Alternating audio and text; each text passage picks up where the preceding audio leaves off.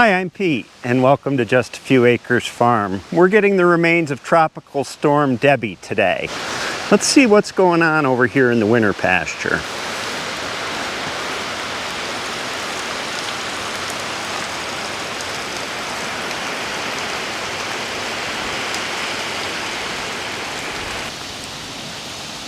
That's quite a flow into the end of the curtain drain.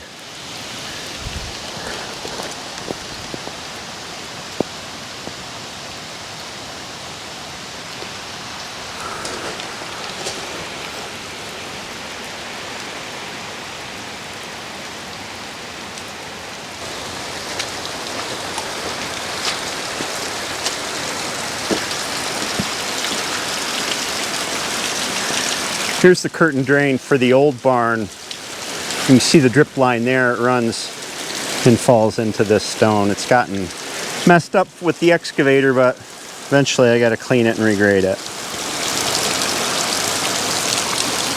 It's running right into there.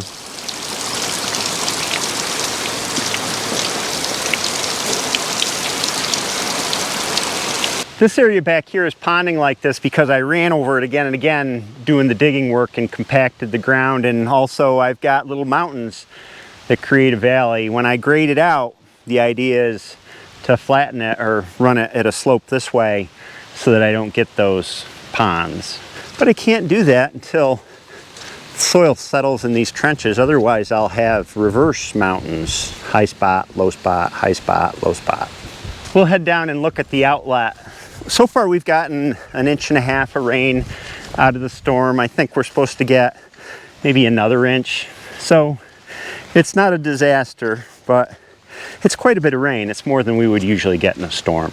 This is the outlet line going through the field down to the low end.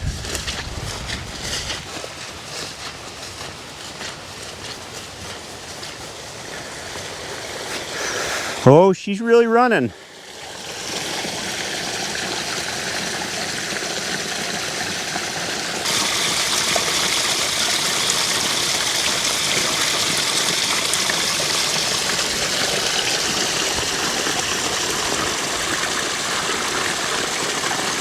Coming out from the pipes here it's really not a ditch, it's a swale. It's not designed to transport water quickly with the danger of a lot of erosion. It's designed to just kind of fill and percolate water into the soil as the first part of the remediation, detention, whatever you want to call it, of the water. And this water's coming out this color because the system hasn't cleaned itself yet. All of the loose dirt that I stirred up is going to need to settle in, and then they should run a lot cleaner. But that's one of the reasons for doing it the way I did it. Instead of just running it into a ditch and way off site it goes, you want to slow it down, hold it, let it settle into the ground, let the plants in the soil clean the water and the bacteria in the soil. This is a swale from the other way. You can see it's starting to fill up. It just gradually slopes as you come down, and the land is dropping as well, so the swale turns into nothing right down there, and then the water's free to dissipate. I think that woodchuck made a bad decision. That's not a very good place to put your home.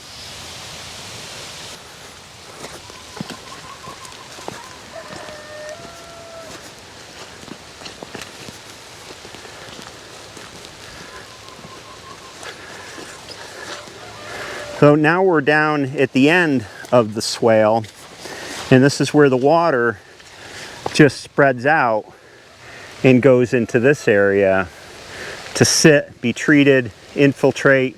It really can't get out of here.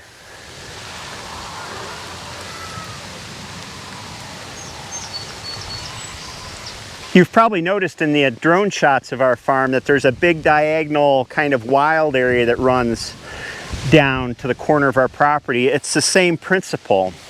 It's to gather water from the fields, put it in a really slow-moving swale like this, and eventually this will grow up with weeds and help to slow the water and filter the water further, and then kind of treat it so that by the time it's in the ground from this area, it's clean, or in the case of the big swale that runs diagonally, by the time it gets down to our property and the pipe daylights, the water's been completely filtered and is clean, and then runs off property to a stream that's down on the neighbor's land.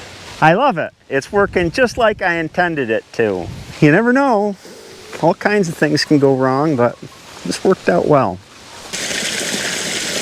It's so satisfying to see all that water that would have been locked up in the winter pasture flowing right down here.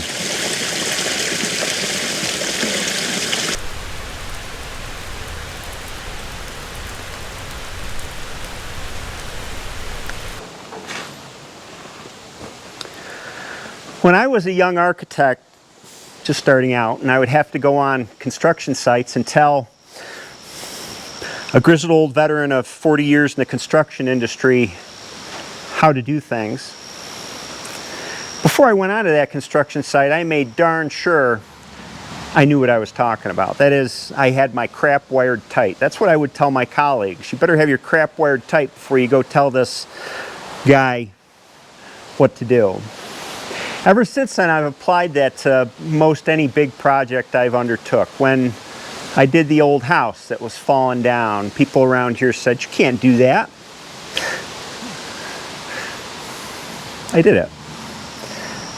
But you got to do your research. And I find that people have I don't know, maybe it's just too easy these days to get on a keyboard and start typing away about stuff you may not know that much about.